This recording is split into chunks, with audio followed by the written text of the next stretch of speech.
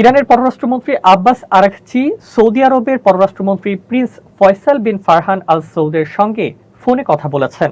যুক্তরাষ্ট্র ইরানের জ্বালানি স্থাপনায় হামলা চালাবে এমন একটি শঙ্কা তৈরি হয়েছে। এরই মধ্যে সৌদির মন্ত্রীকে ফোন করে সতর্ক করেছেন আরাঘচি। তিনি বলেছেন, যুক্তরাষ্ট্র ও ইসরায়েল যদি কোনো আগ্রাসন চালায় তাহলে সুনিশ্চিত ও বলিষ্ঠ জবাব দেওয়া হবে। সতর্কতা দিয়ে আরাঘচি জানিয়েছেন, মধ্যপ্রাচ্যের আরব দেশগুলো যদি এ হামলায় অংশ নেয় তাহলে তাদের টার্গেট করা হবে। ইরানকে আত্মসমর্পণে বাধ্য করতে দেশটির জ্বালানি অবকাঠামোতে হামলার পরিকল্পনা করছেন মার্কিন প্রেসিডেন্ট ডোনাল্ড ট্রাম্প। গত শুক্রবার তিনি তার মন্ত্রিসভার সদস্যদের সঙ্গে এই নিয়ে আলোচনাও করেন।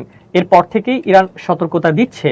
তারা বলছে, যদি তাদের স্থাপনায় হামলা হয় তাহলে মধ্যপ্রাচ্যের দেশগুলোরও একই রকম স্থাপনায় পাল্টা হামলা হবে।